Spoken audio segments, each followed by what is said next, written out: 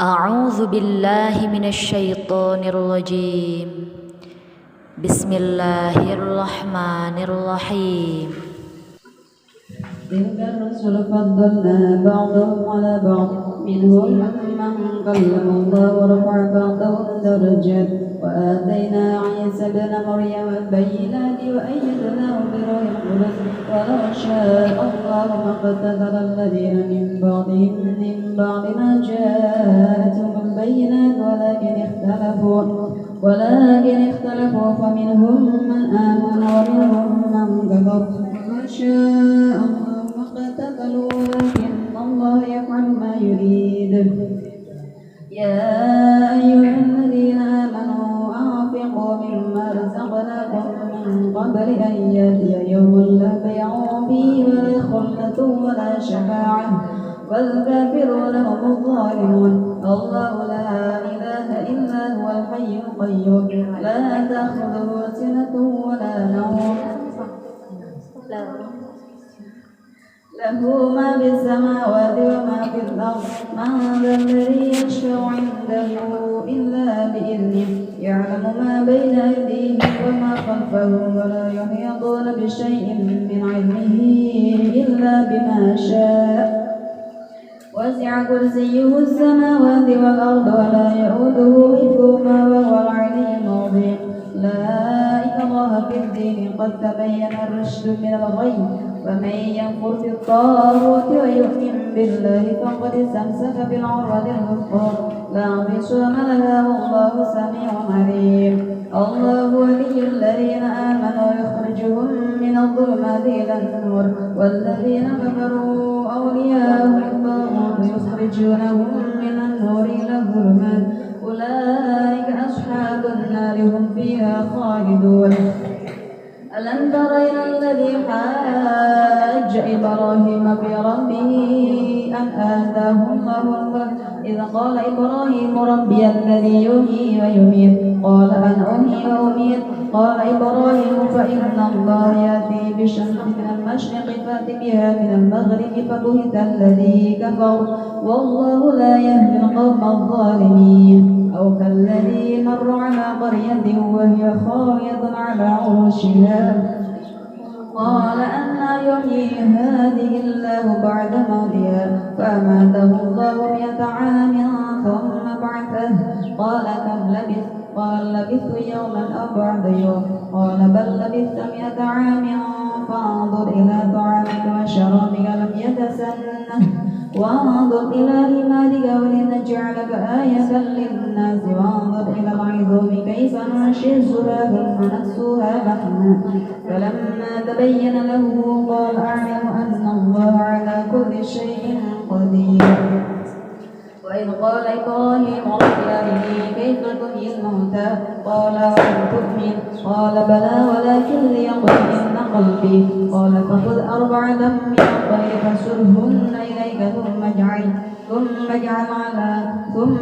على كل جبل منهن جزءا ثم يطعهن يأتينك سعيا واعلم أن الله عزيز حكيم.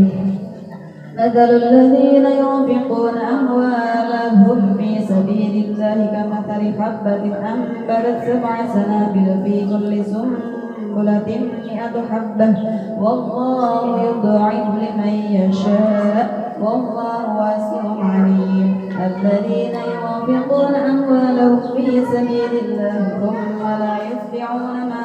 أنفقوا منا ولا أذى لهم أجرهم عند ربهم ولا خوف عليهم ولا هم يحزنون. قول معروف ومغفرة خير من صدقة يتبعها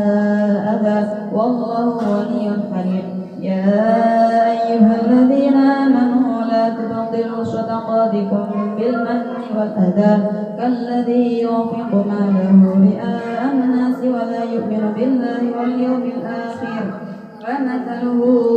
كمثل صفوان عليه تراب فأصابه وبل فتركه صلدا لا يقدرون على شيء مما كسبوا والله لا يهدي القوم الكافرين. ومثل الذين ينفقون أموالهم ابتغاء مرضات الله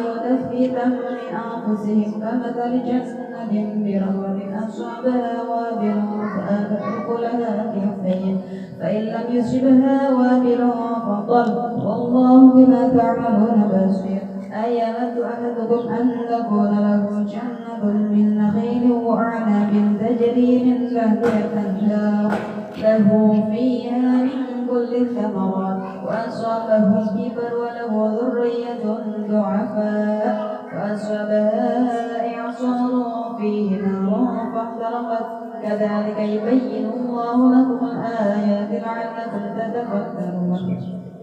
يا أيها الذين آمنوا أنفقوا من طيبات ما كسبتم ومما أخرجنا لكم من الأرض ولا تيمموا الخبيث منه تنفقون ولستم بآخذيه إلا أن تغمضوا فيه واعلموا أن الله غني حميد الشيطان يعدكم الفقر ويأمركم بالفحشاء والله يعدكم مغفرة منه وفضلا والله واسع عليم يؤتي الحكمة من يشاء ومن يؤت الحكمة فقد أوتي خيرا كثيرا وما يذكر إلا أولو الألباب وما أنفقتم من نفقة أو نذرتم من نذر فإن الله يعلمه وما للظالمين من أنصار إن تبدوا الصدقات فنعماه وإن تخفوها وتؤتوها الفقراء فهو خير لكم ويكفر عنكم من سيئاتكم والله بما تعملون خبير ليس عليك هداهم ولكن الله يهدي من يشاء وما تنفقوا من خير فلأنفسكم وما تنفقون إلا ابتغاء وجه الله وما تنفقوا من خير يوفى إليكم وأنتم لا تظلمون للفقراء الذين أوصلوا في سبيل الله لا يستطيعون ضربا في الأرض يحسبهم الجاهل أغنياء من التعفف تعرفهم بسيماهم لا يسألون الناس إلحافا وما تنفقوا من خير فإن الله به عليم الذين ينفقون أموالهم بالليل والنهار سرا وعلانية فلهم أجرهم عند ربهم ولا خوف عليهم ولا هم يحزنون الذين يأكلون الربا لا يقومون إلا كما يقوم الذي يتخبطه الشيطان من المس ذلك بأنهم قالوا إنما البيع مثل الربا وأحل الله البيع وحرم الربا فمن جاءه موعظة من ربه فانتهى فله ما سلف وأمره إلى الله ومن عاد فأولئك أصحاب النار هم فيها خالدون يمحق الله الربا ويربي الصدقات والله لا يحب كل كفار أثيم إن الذين آمنوا وعملوا الصالحات وأقاموا الصلاة وآتوا الزكاة لهم أجرهم عند ربهم ولا خوف عليهم ولا هم يحزنون يا أيها الذين آمنوا اتقوا الله وذروا ما بقي من الربا إن كنتم مؤمنين فإن لم تفعلوا فأذنوا بحرب من الله ورسوله وإن تبتم فلكم رؤوس أموالكم لا تظلمون ولا تظلمون وإن كان ذو عسرة فنظرة إلى ميسرة وأن تصدقوا خير لكم إن كنتم تعلمون واتقوا يوما ترجعون فيه إلى الله ثم توفى كل نفس ما كسبت وهم لا يظلمون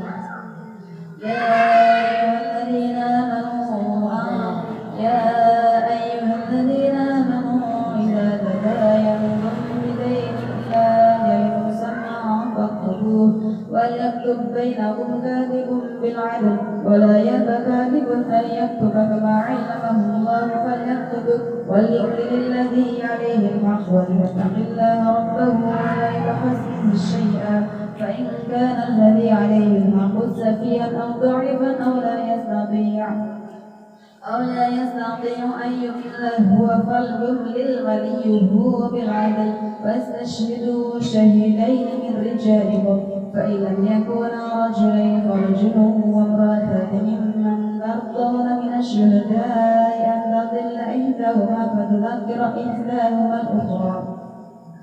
ولا يأبى الشهداء إذا ما دعوا ولا تسأموا أن تكتبوه صغيرا أو كبيرا إلى أجل ذلكم أقسط عند الله وأقوم للشهادة وأدنى ألا ترتابوا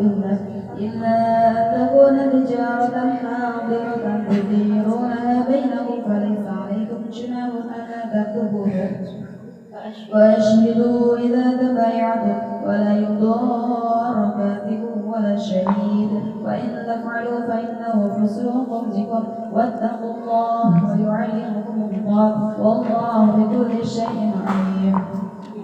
وإن كنتم على سفر واستجدوا كاتبا فرهان مقبوضا فإن من بعدكم بعضا فليؤدي الذي اؤتمن أمانته وليتق الله ربه ولا تكتم الشهادة ومن يكتمها فإنه آثم قلبه والله بما تعملون عليم لله ما في السماوات وما في الأرض وإن تبدوا ما في أنفسكم أو تخفوه يحاسبكم به فيغفر لمن يشاء ويعذب من يشاء والله على كل شيء قدير آمن الرسول بما أنزل إليه من ربه والمؤمنون كل آمن بالله وملائكته وكتبه ورسله لا نفرق بين أحد من رسله وقالوا سمعنا وأطعنا غفرانك ربنا وإليك المصير لا يكلف الله نفسا إلا وسعها لها ما كسبت وعليها ما اكتسبت ربنا لا تؤاخذنا إن نسينا أو أخطأنا ربنا ولا تحمل علينا إصرا كما حملته على الذين من قبلنا ربنا ولا تحملنا ما لا طاقة لنا به واعف عنا واغفر لنا وارحمنا أنت مولانا فانصرنا على القوم الكافرين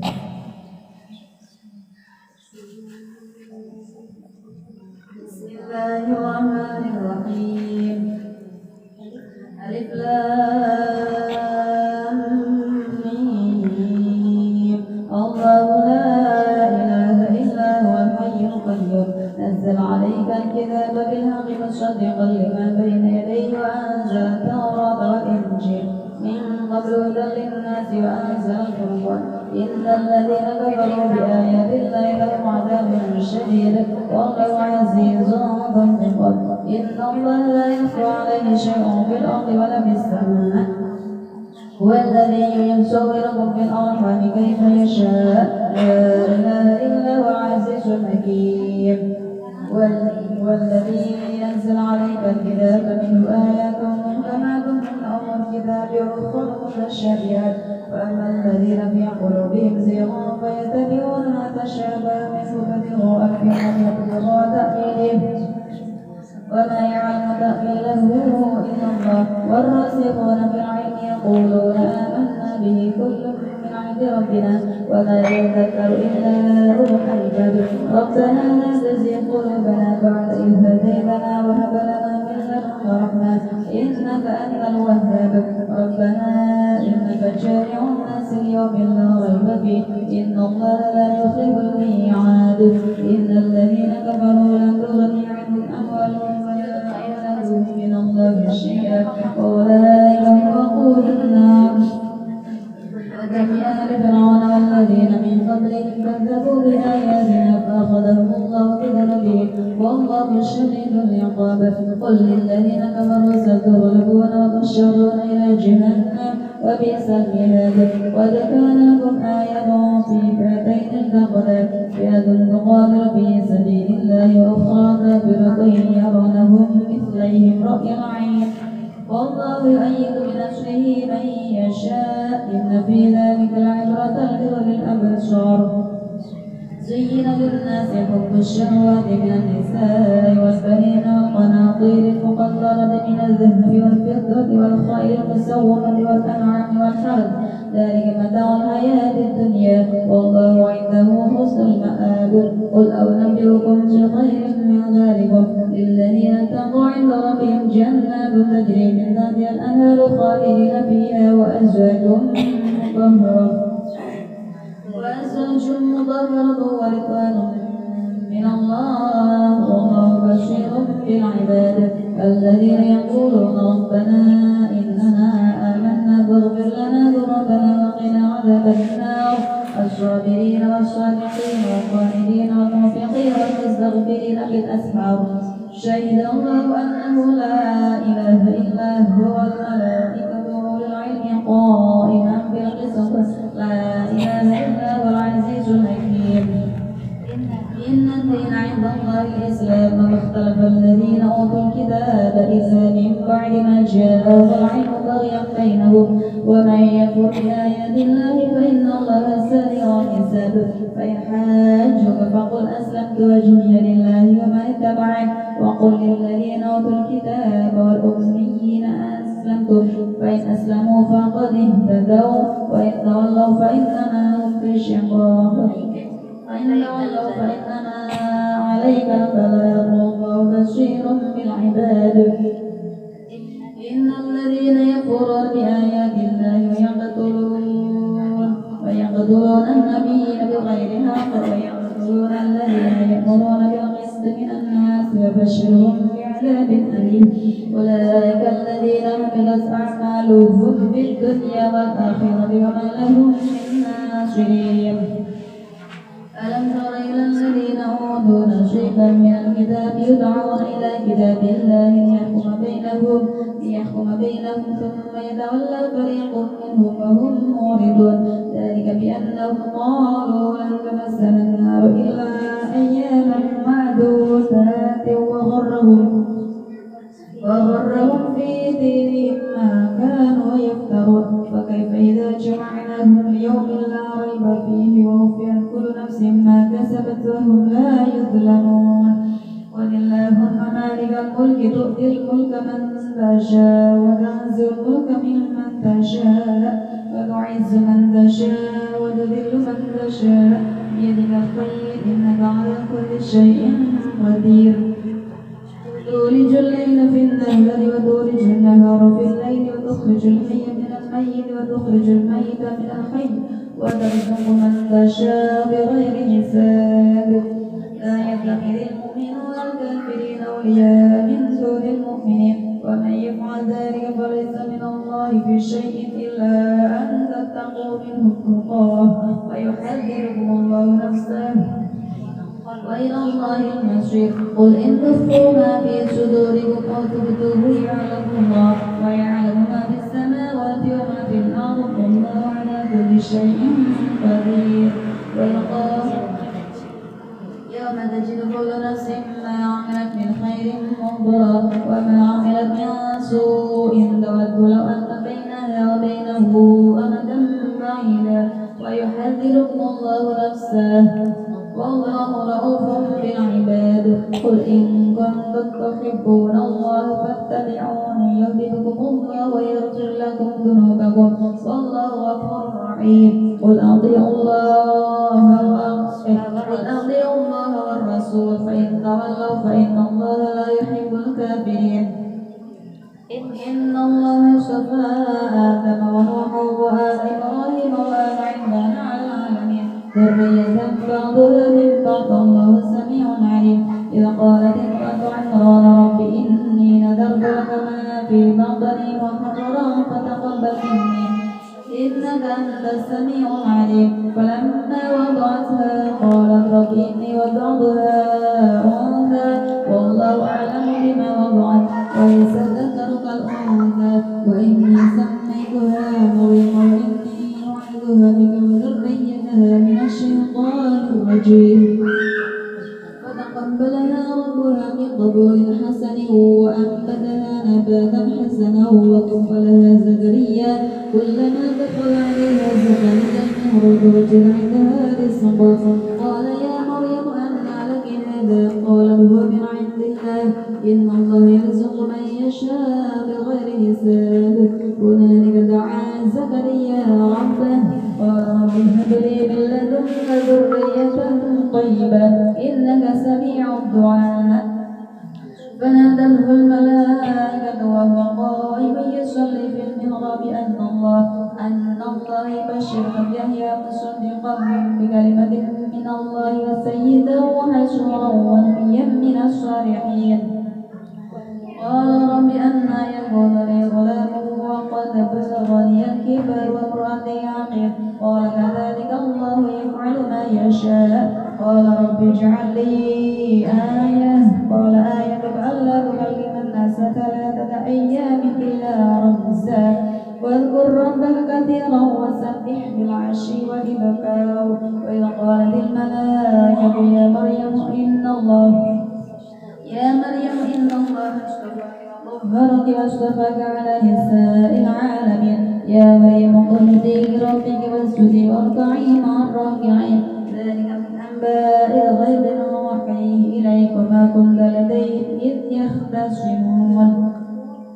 إذ قالت الملائكة يا مريم إن الله يبشرك بكلمة منه اسمه المسيح عيسى ابن مريم وجيها في الدنيا والآخرة ومن المقربين ويكلم الناس في المهد وكهلا ومن الصالحين. قالت رب أنى يكون لي غلام قالت رب أنى يكون لي ولد ولم يمسسني بشر. قال كذلك الله يخلق ما يشاء. إذا قضوا أمرا فإنما يقول له كن فيكون. ويعلمه الكتاب والحكمة والتوراة والإنجيل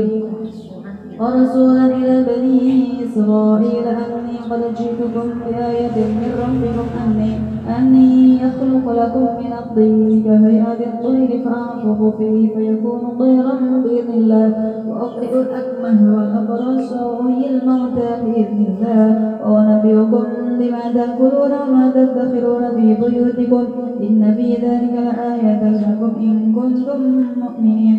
ومصدقا لما بين يدي من التوراة ولأحل لكم بعض الذي حرم عليكم وجئتكم بآية من ربكم فاتقوا الله وأطيعون إن الله ربي وربكم فاعبدوه هذا صراط مستقيم. فلما أهز عيسى منهم الكفر قال من أنصاري إلى الله قال الحواريون نحن أنصار الله آمنا بالله واشهد بأننا مسلمون. ربنا آمنا بما أنزلت واتبعنا الرسول فاكتبنا مع الشاهدين. ومكروا ومكر الله والله خير الماكرين. إذ قال الله يا عيسى إني متوفيك ورافعك إلي ومطهرك من الذين كفروا وجعل الذين اتبعوك فوق الذين كفروا إلى يوم القيامة ثم إلي مرجعكم فأحكم بينكم فيما كنتم فيه تختلفون. فأما الذين كفروا فأعذبهم عذابا شديدا في الدنيا والآخرة ومن المقربين. فأما الذين كفروا فأعذبهم عذابا شديدا في الدنيا والآخرة وما لهم من ناصرين. ألم تر وأما الذين آمنوا وعملوا الصالحات فيوفيهم أجورهم والله لا يحب الظالمين. ذلك نتلوه عليك من الآيات والذكر الحكيم. إن مثل عيسى عند الله كمثل آدم خلقه من تراب ثم قال له كن فيكون. الحق من ربك فلا تكن من الممترين. فمن حاجك فيه من بعد ما جاءك من العلم فقل تعالوا ندعو أبناءنا وأبناءكم ونساءنا ونساءكم وأنفسنا وأنفسكم ثم نبتهل فنجعل لعنة الله على الكاذبين. إن هذا لهو القصص الحق وما من إله إلا الله وإن الله لهو العزيز الحكيم. فإن تولوا فإن الله عليم بذات الصدور. فإن الله عليم بالمفسدين. قل يا أهل الكتاب تعالوا إلى كلمة سواء بيننا وبينكم ألا نعبد إلا الله ولا نشرك به شيئا ولا يتخذ بعضنا بعضا أربابا من دون الله فإن تولوا فقولوا اشهدوا بأننا مسلمون. يا أهل الكتاب لم تحاجون في إبراهيم وما أنزل التوراة والإنجيل إلا من بعده أفلا تعقلون. ها أنتم هؤلاء حججتم فيما لكم به علم فلم تحاجون فيما ليس لكم به علم والله يعلم وأنتم لا تعلمون. ما كان إبراهيم يهوديا ولا نصرانيا ولكن كان حنيفا مسلما وما كان من المشركين. إن أولى الناس بإبراهيم للذين اتبعوه وهذا النبي والذين آمنوا والله ولي المؤمنين. واتقوا طائفة من أهل الكتاب لو يضلونكم وما يضلون إلا أنفسهم وما يشعرون. يا أهل الكتاب لم تكفرون بآيات الله وأنتم تشهدون. يا أهل الكتاب لم تلبسون الحق بالباطل وتكتمون الحق وأنتم تعلمون. وقال طائفة من أهل الكتاب آمنوا بالذي أنزل على الذين آمنوا وجه النهار واكفروا آخره لعلهم يرجعون. ولا تؤمنوا إلا لمن تبع دينكم قل إن الهدى هدى الله أن يؤتى أحد مثل ما أوتيتم أو يحاجوكم عند ربكم قل إن الفضل بيد الله يؤتيه من يشاء والله واسع عليم. يختص برحمته من يشاء والله ذو الفضل العظيم. ومن أهل الكتاب من إن تأمنه بقنطار يؤديه إليك ومنهم من إن تأمنه بدينار لا يؤديه إليك إلا ما دمت عليه قائما. ذلك بأنهم قالوا ليس علينا في الأميين سبيل ويقولون على الله الكذب وهم يعلمون. بلى من أوفى بعهده واتقى فإن الله يحب المتقين. إن الذين يشترون بعهد الله وأيمانهم ثمنا قليلا أولئك لا خلاق لهم في الآخرة ولا يكلمهم الله ولا ينظر إليهم يوم القيامة ولا يزكيهم ولهم عذاب أليم. وإن منهم لفريقا يلوون ألسنتهم بالكتاب تحسبوه من الكتاب وما هو من الكتاب ويقولون هو من عند الله وما هو من عند الله ويقولون على الله الكذب وهم يعلمون. ما كان لبشر أن يؤتيه الله الكتاب والحكم والنبوة ثم يقول للناس كونوا عبادا لي من دون الله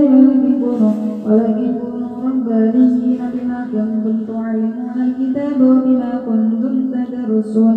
ولا يأمركم أن تتخذوا الملائكة والنبيين أربابا أيأمركم بالكفر بعد إذ أنتم مسلمون. وإذ أخذ الله ميثاق النبيين لما آتيتكم من كتاب وحكمة ثم جاءكم رسول مصدق لما معكم لتؤمنن به ولتنصرنه قال أقررتم وأخذتم على ذلكم إصري قالوا أقررنا قال فاشهدوا وأنا معكم من الشاهدين. فمن تولى بعد ذلك فأولئك هم الفاسقون. أفغير دين الله يبغون وله أسلم ما في السماوات والأرض طوعا وكرها وإليه يرجعون. قل آمنا بالله وما أنزل علينا وما أنزل على إبراهيم وإسماعيل وإسحاق ويعقوب والأسباط وما أوتي موسى وعيسى والنبيون من ربهم لا نفرق بين أحد منهم ونحن له مسلمون. ومن يبتغي غير الإسلام دينا فلن يقبل منه وهو في الآخرة من الخاسرين. كيف يهدي الله قوما كفروا بعد إيمانهم وشهدوا أن الرسول حق وجاءهم البينات والله لا يهدي القوم الظالمين. أولئك جزاؤهم أن عليهم لعنة الله والملائكة والناس أجمعين خالدين فيها لا يخفف عنهم العذاب ولا هم ينظرون إلا الذين تابوا من بعد ذلك وأصلحوا فإن الله غفور رحيم إن الذين كفروا بعد إيمانهم ثم ازدادوا كفرا لن تقبل توبتهم وأولئك هم الضالون إن الذين كفروا وماتوا وهم كفار فلن يقبل من أحدهم ملء الأرض ذهبا ولو افتدى به أولئك لهم عذاب أليم وما لهم من ناصرين.